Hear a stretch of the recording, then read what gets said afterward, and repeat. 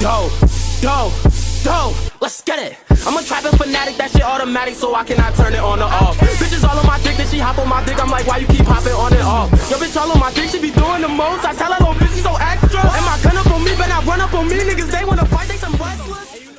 Within a pristine, shrine-like estate, we see men walking towards a room. They slide open the door and bow, as inside the room they see a white-haired child with blue eyes. He had his foot on the head of a man who was supposed to be his teacher.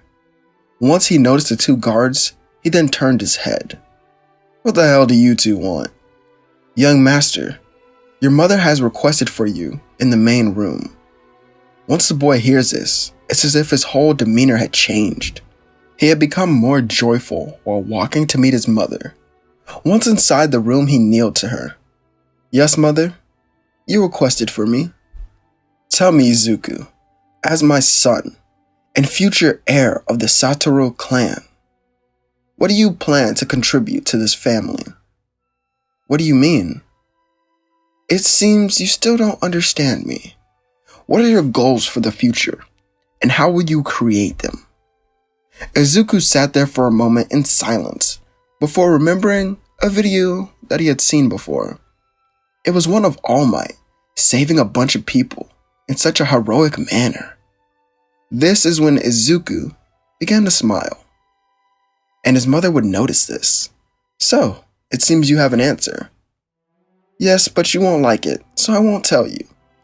Izuku walks out of the room, and throughout his life, he trains in secret to become a pro hero. The next time we see him was when he was 15 years old. Izuku walked throughout a city. He wasn't even supposed to leave his clan's estate, but he was a rebel. He did wear shades to cover his eyes because of their immense power, but he also wore black as well. As he walked around, he then saw heroes taking down a villain. He was about to jump in and go help until a man stopped him. "Hey kid, I know you're young, but you're not ready for that yet. Heroes have to go through a lot to get to that point." "What are you talking about? It's so simple just to fight someone." "Kid, let me tell you something." The man would then explain how becoming a hero truly works. "So, do you understand me now?" "Yeah, I got it.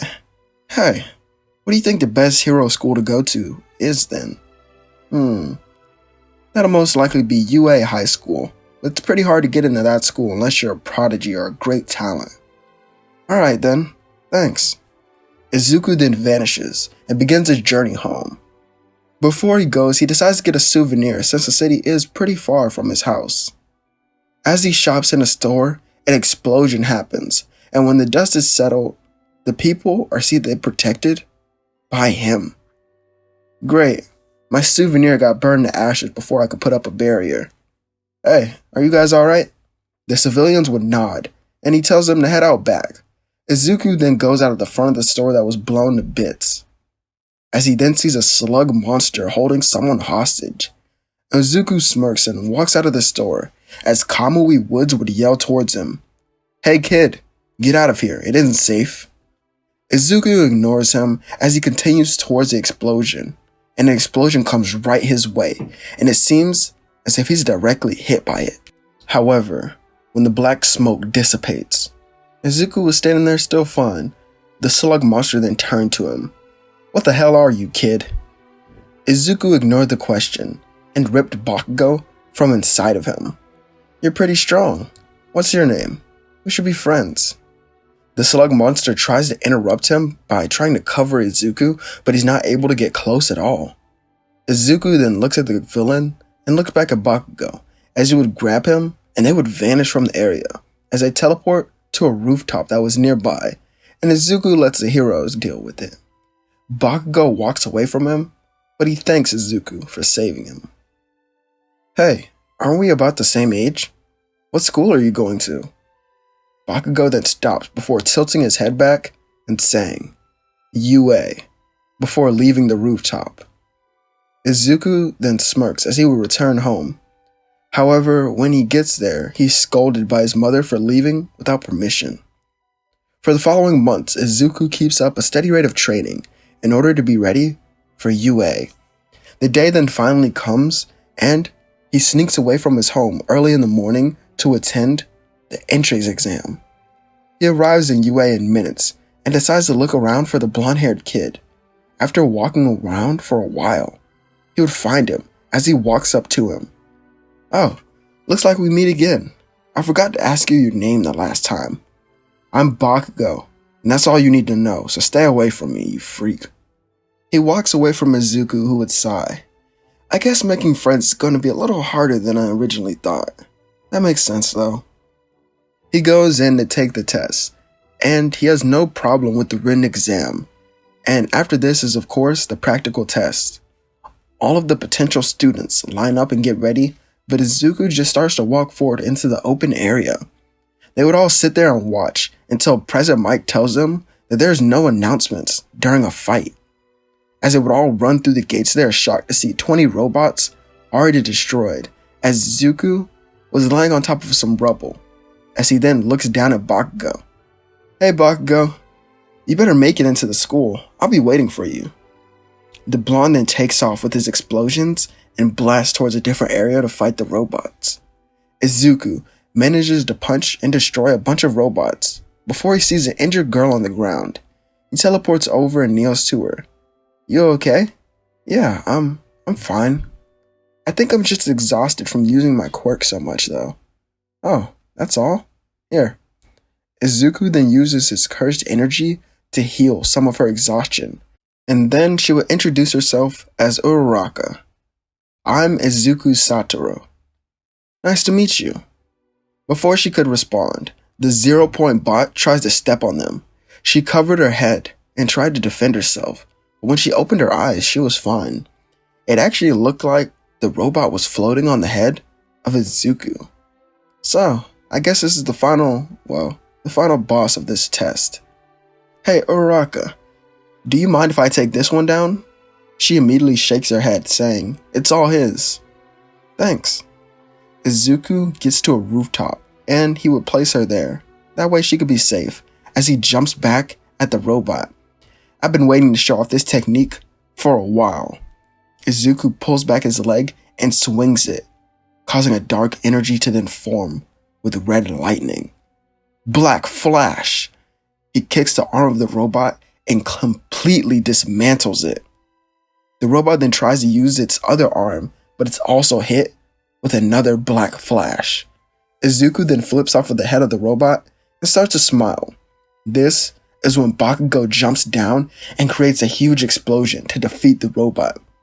Izuku then lands right next to Bakugo, who would scoff. "See? Look at us. We already have great teamwork. It's destiny that we become friends." Izuku tries to put his arm around Bakugo, but it doesn't work, as the blonde just walks away.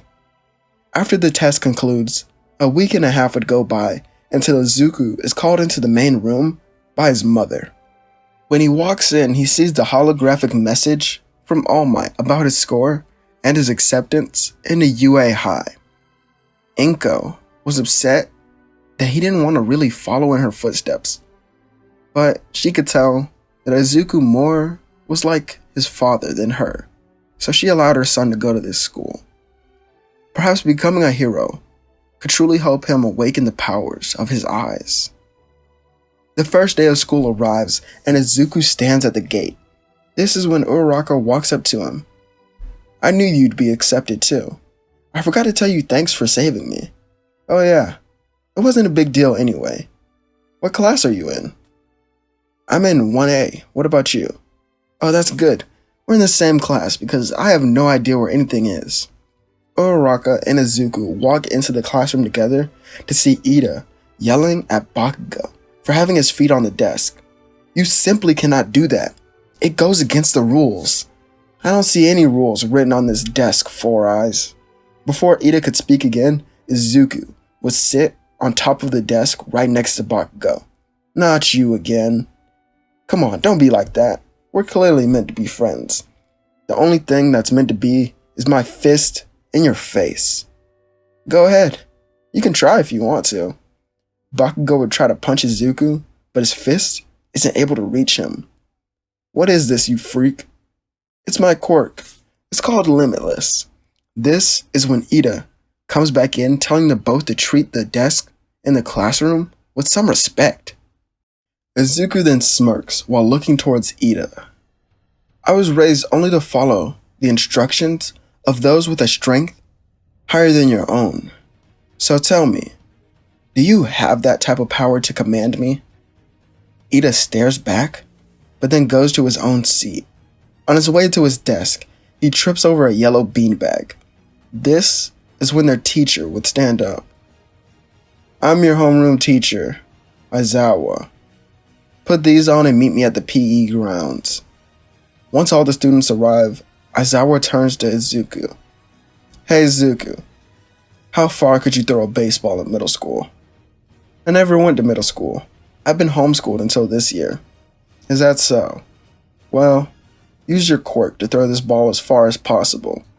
Izuku thinks about it, and just uses his cursed energy to amplify his physical abilities, allowing him to throw the ball pretty far.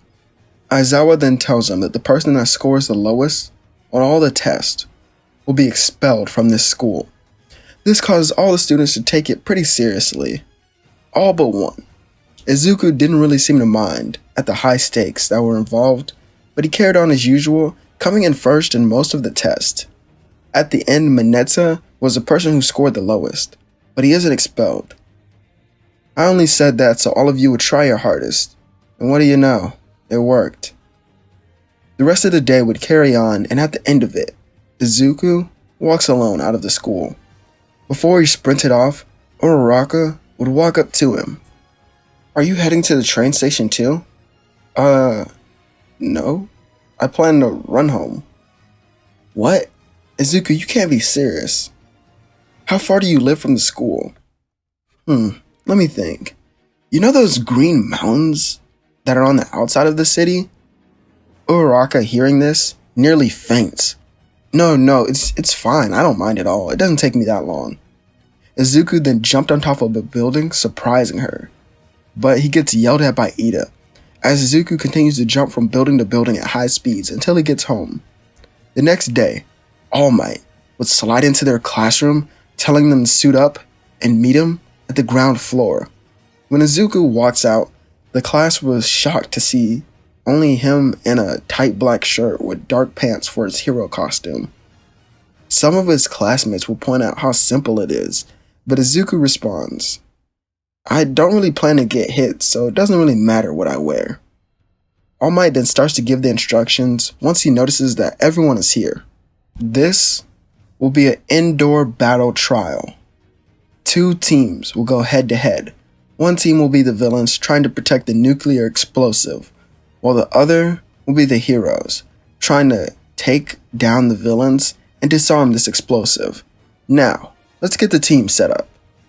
All the teams will be the same, as the first team to start will be Team A with Izuku and Uraraka against Team D with Bakugo and Ida. Both teams set up as the battle trial would begin. Izuku and Uraraka walk through the halls quietly while formulating a plan. Let's go with something simple. There's no need to overcomplicate this. I'll take down Bakugo and meet you at the top. Okay. Good luck. Uraraka stands up as the two would go their separate ways. From the screen room, All Might watched on at Izuku curiously, trying to get a better read on his quirk, as it's something they've never seen before. Izuku keeps walking throughout the halls until he hears an explosion that comes from behind him, causing him to turn around. Oh hey, you finally made it. Shut your mouth and die. Bakugo causes an explosion, but when the smoke is gone, Izuku stands there perfectly fine. You have a pretty cool quirk. I said, shut up. Bakugo will continuously cause explosions, all one after another. Izuku still remains unfazed by any of the attacks and doesn't even have a scratch on him. Are you done yet? Because I think it's my turn, and my teammate is waiting on me. Izuku grabs the face of Bakugo and slams it down on the ground, knocking him out. Ouch. Looks like I used a little too much force that time. Meanwhile, Uraraka arrived at the top floor and confronted Ida. From the cement post, she saw Izuku walk from behind it. As Ida was talking and was getting ready to attack, he was wondering where Bakugo had went. But Izuku secured the bomb. Alright, we won. Good distraction, Uraraka. She then smiles. The voice of All Might then comes on the intercoms. All of you, come back to the surveillance room so we can review. Once all of them were back, Bakugo, well, he had to be awakened, as they then reviewed the fight. I hate to say it, but the only person who did something wrong was Ida. You were taking too long, allowing Izuku to catch up and secure the bomb. Bakugo did nothing wrong. Even if he took on someone that was much stronger than himself, oftentimes us heroes have to do that. Izuku, I will say, the way you use your quirk is quite creative. You're very self-aware of its offensive and defensive capabilities. Thank you, but to tell you the truth, it wasn't really a fair fight from the start. The battle trials would then continue, and at the end of the day, we see mysterious figures gathering together. The next day, when Izuku arrives at school, he's attacked by the press. One lady then asked him how All Might was as a teacher, as Izuku would respond. To sum it up, he's truly an inspiration within my classroom. That's why I aim to surpass him and become the #1 hero in all of Japan. The same woman then continues with the follow-up question. What is your name, young man? That way people at home can know who the next generation's future #1 could be. My name is Izuku Satoru. He then heads into the school and the day would go on as usual. Within the classrooms, Aizawa says that he needs a class president to be selected, and eventually, after some voting, the class would choose Izuku, as he doesn't decline and Momo is made his vice president. When they would go to lunch, Izuku sits down with Momo and Uraraka. Momo is the first to ask about his quirk. I've seen you use it before, but I just don't understand it. Well, it's pretty complicated. Would you rather I show you? They would both nod as Izuku tells her to place her hand against his own, or at least try to. She tries, but she's not able to at all. It feels like my hand is slowing down completely. No, that's not it. So right now, my quirk is creating a never-ending amount of space between us. Meaning no matter how hard you push against this force, it will continue to stretch out, making it seem as if you're further and further away from me, making it impossible for your hand to touch mine. Before Izuku could continue, the alarms within the school would go off as people begin to panic. Izuku, Momo, and Uraraka went into the large hallway where everyone was pushing and shoving to get through. Izuku didn't have to worry about this as he just turned on his quirk so that no one could really get near him. He makes it to the front of the group and jumps into the air, beginning to float above all of them. This would get all of their attention. You know, for a school of kids that are supposed to be the next heroes, it's just a bunch of scaredy cats. Just look outside of the window. They all turn and see the news crew getting kicked out of the school by the teachers and the principal. Off in the shadows was a mysterious man watching the heroes through the destroyed gate. Even the principal seemed shocked at what had just happened. The next day, there was a surge of villains around the city for some reason, causing All Might to be late for work. Meanwhile, Aizawa was telling his homeroom to suit up as they have rescue training for today. They get ready and hop on the bus to the USJ facility. They are then greeted by Pro Hero 13, who explains alongside Aizawa what being a rescue hero is all about. As they walk into the building, they are amazed by what they see, and just as they are about to start their training, villains begin appearing. Aizawa jumps down as number 13 stays with the students. A lot of them are then warped away. However, this time Izuku is still with the others.